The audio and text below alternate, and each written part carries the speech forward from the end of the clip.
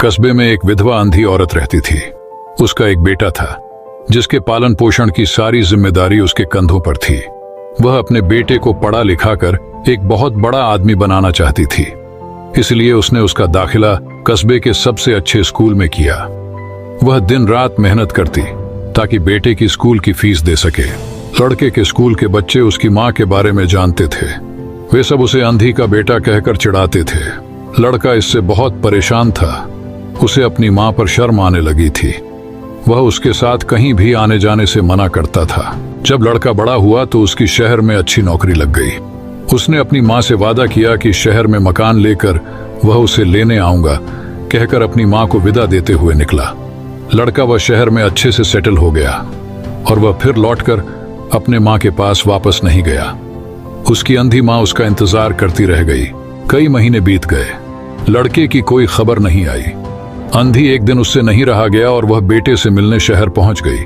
पूछते पूछते वह बेटे के ऑफिस पहुंची। वहां सिक्योरिटी गार्ड ने उसे रोक दिया। अंधी औरत ने गार्ड को अपने बेटे का नाम बताया और बोली कि उससे जाकर कह दो कि गांव से कोई मिलने आया है। गार्ड ने जाकर उसके बेटे को बताया।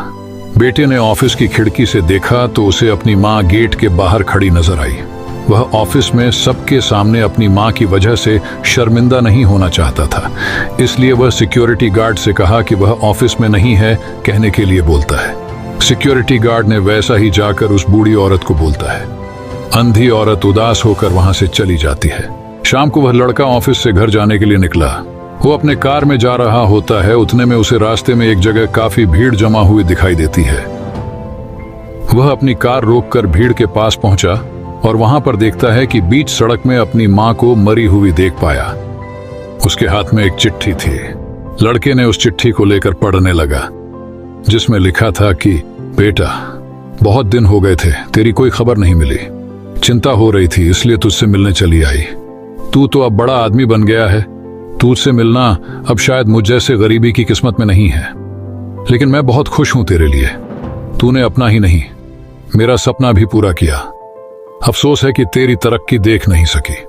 काश बचपन में तेरी आंखों में सरिया ना घुसा होता और मुझे तुझको अपनी आंखें ना देनी पड़ी होती, तो तेरी तरक्की अपनी आंखों से देखकर सुकून से मरती। तेरी अंधी माँ। ये पढ़कर लड़का फूट फूट कर रोने लगा। जिस अंधी माँ पर उसे शर्म आती थी, उसने उसके लिए कितना बड़ा बलिदान किया था। वह आत्मग्लानि से भर उठा और जिंदगी भर खुद को माफ नहीं कर पाने लगा। दोस्तों, इस कहानी से हमें ये सीख मिलती है कि माता पिता अपने बच्चों के लिए अपना सर्वस्व निछावर कर देते हैं।